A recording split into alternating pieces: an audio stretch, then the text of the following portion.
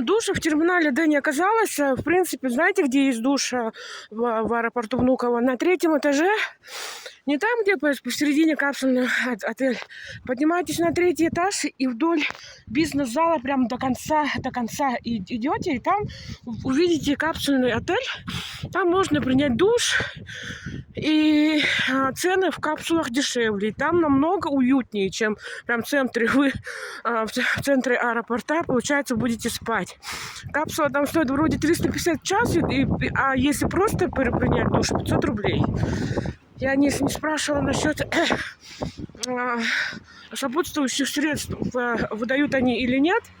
А также, если вы располагаете временем, вот аэропорт Внуково, вон он,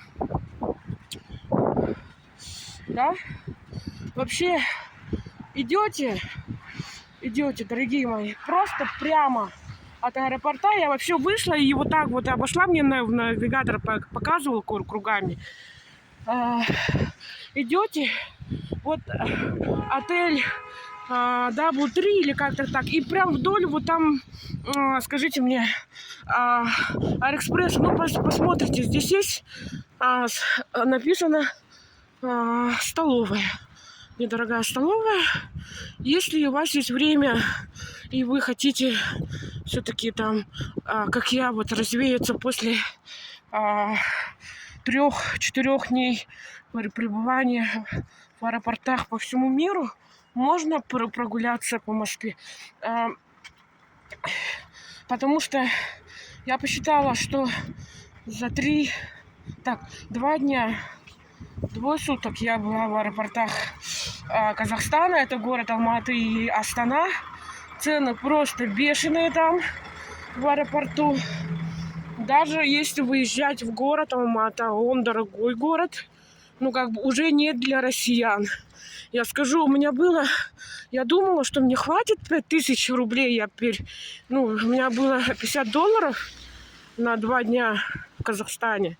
Просто для того, чтобы сходить в кафе, покушать бешбармак хороший и там прогуляться, там яблок поесть.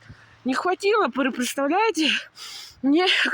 Я должна была по прилету в Астану поехать в хостел молодежный. Не хватило денег, и мне пришлось спать в аэропорту Астаны. И при этом, почему у казахов такой холодный аэропорт? Вот я приехала в Россию, хаем, матушку Россию, ничего, у нас очень хорошо живется. И как бы, тут еще перекресток есть.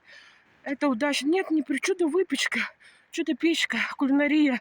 Как хорошо в России, а? Вот она столовая. Все, нашла я ее. Прямо идете вот так. Вот аэропорт, прямо. И вот. Да. И я потратила 5000 рублей вот. На минуточку, в Ришикеше за 10 дней я потратила 6000 рублей. 6000 рублей. Это все с едой, со шрамами, с великолепными видами на горы. Вообще, просто грабеж. Казахстан — это вообще дорогой, дорогая страна сейчас. Или, может быть, мне так показалось, потому что я не знала и ходила в дорогие места, да? Вообще, я была в шоке от цен. Особенно в аэропорту Алматы. Ой.